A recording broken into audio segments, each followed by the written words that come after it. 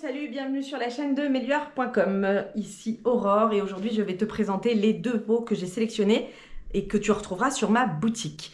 Si tu n'as pas déjà vu la vidéo où je parle des contenants de manière générale, je te conseille d'aller la voir. Je te la rajoute avec le petit i à droite, à gauche, quelque part en haut de ton écran.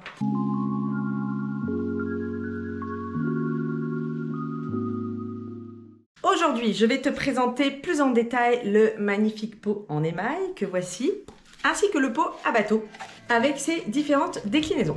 Alors, le pot à bateau, comme je le disais justement dans l'autre vidéo, c'est une version moderne du pot chapeau ou le pot asiatique aussi qu'on trouve depuis... c'est le pot historique, si je puis dire, consacré à la chenille. Celui-là, moi, je ne le propose pas parce que moi, je l'ai détesté. Très étroit, mais de toute façon, j'ai pas aimé celui-là plus particulièrement. Hein. C'est une forme qui, moi, me convient pas. Mais le pot asiatique, il était plus rond, mais il était plus étroit. Donc faut bien viser et perso, je sais pas comment on fait avec un garçon. Hein. Celui-là, il est plus ovale. Christina, la conceptrice, elle l'a un peu adapté. Elle y a mis une petite anse en guise de poignée pour pouvoir suspendre sur une chaise.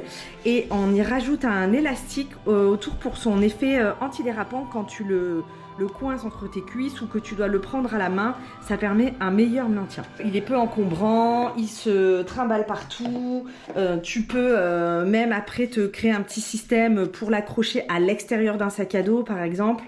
Et il a une déclinaison sans BPA en bioplastique, donc biodégradable, et tout ça c'est fabriqué en Allemagne. Il est pas cher du tout. Le bioplastique, il est plus cher que le plastique en polypropylène, mais globalement, ça reste très accessible. C'est intéressant pour démarrer. Son inconvénient majeur, c'est que quand ton enfant grandit, clairement, il est pas stable. Tu vois, il se réduit énormément. La base, elle est toute petite. C'est pas fait pour s'asseoir, quoi. Hein. Ça tient vraiment la première année. Il a quand même l'avantage justement d'être tenu d'une seule main pour glisser sous les fesses du bébé quand il tète par exemple. Donc contrairement justement au pot en émail, où là on a une base beaucoup plus large et là clairement en fait moi mon fils et ma fille d'ailleurs, parce que quand mon fils était bébé, régulièrement quand on était en déplacement, ma fille l'utilisait. Après quand on est parti en camping, c'est moi qui l'utilisais. Clairement en mode pot de chambre, quand t'es en tente avec tes enfants et que t'as envie de faire pipi, qu'il est 11h30, d'aller jusqu'au sanitaire, et merci le pot de chambre tout terrain. Je te mets une petite photo là de mon fils justement quand il est assis dessus alors qu'il est bambin, il a entre 2 et 3 ans. Puis, il a l'avantage qu'il est sans plastique, il est très stable au sol, on a une plus grosse capacité, hein. Et puis il a quand même un look d'enfer. Là c'est la version verre d'eau, t'as la déclinaison en rouge, en bleu, en rose, et sinon t'as la version toute simple, neutre, en blanc avec le petit liseré bleu. Quand on est un peu fan du vintage, moi j'ai craqué là-dessus quoi. Comme tu peux le voir, c'est un pot qui avait déjà des défauts en fait de fabrication, donc du coup celui-là je l'ai gardé pour nous. Et puis ça m'a permis de faire l'expérience. En tout cas, mon fils a expérimenté le lancer de ballon plein fouet sur le carrelage. Il a pas aimé quand même. Hein. Voilà, ça m'a fait un petit éclat à l'intérieur. À l'extérieur, ça ne bouge pas. Je l'ai donc depuis 4 ans. Et puis c'est tout, hein, il se passe rien de plus que ça. Là, ce qui risque de se passer, c'est que d'ici 150 ans, il peut risquer de rouiller. Hein. Mais globalement, il peut pas casser quoi. Donc, en conclusion, ce qu'il faut retenir, c'est que le pot à bateau, en mode nomade, tu peux le travailler de partout, c'est parfait pour démarrer, c'est parfait pour la première année, c'est parfait pour les petits budgets. Le pot en émail, je le trouve intéressant, soit pour l'avoir à demeure dans la maison, soit même dans la voiture. Moi, il était tout le temps dans la voiture en vrai. Et de manière générale, moi je trouve que d'avoir 2 pots, c'est hyper intéressant. Tu passes pas ta vie à courir après. Si t'es dans le jus et qu'il faut que tu partes et que t'as oublié le pot à la maison, t'es contente, t'en as un dans le coffre. T'es à l'étage et que le pot est en bas, que t'as pas le lavabo accessible, etc. Enfin voilà, il y a des milliards de situations qui font que quand même d'avoir au moins 2 pots, après tu peux te répartir avec des bassines ou des trucs comme ça, des trucs à mobiliser rapidement. Ces 2 pots là, tu peux y ajouter un tour de pot. Moi j'ai fait le choix sur la boutique de proposer uniquement des tours de pot en laine parce que du coup moi je n'avais pas cette option là à disposition. Je l'ai eu que pour mon fils et mon Dieu qu'est-ce que ça a été la révolution, parce qu'avant pour mes filles j'avais des tours de pot en coton et c'était un enfer pour moi parce que globalement en fait dès qu'il y avait un peu de pipi dessus bah, c'est du coton en fait. Tu es obligé de le changer tout de suite.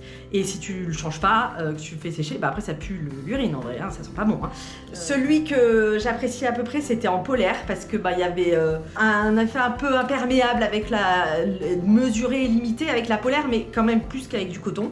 Donc, et puis bah, quand j'ai voulu en racheter pour ma fille, et ben je n'en trouvais plus, il n'y avait plus que le coton. Et puis bah, quand j'ai découvert en créant la boutique et en démarrant le partenariat avec la boutique en Allemagne auprès de qui je me fournis pour délivrer tous ces produits-là en France, j'ai découvert qu'il y en avait en laine. Et alors là, au miracle, si tu n'es pas encore au fait de toutes les merveilleuses propriétés de la laine, je te conseille d'aller faire un petit tour sur mon site internet, d'aller voir les vidéos sur ma chaîne YouTube où je parle de tous les super pouvoirs de la laine et notamment, une fois l'analysé, le côté imperméable. Donc là, ça change complètement la donne et Dieu merci, j'ai eu ça pour mon garçon. Donc un tour de peau en laine, je ferai une vidéo spécifique, mais là je t'en parle rapidement.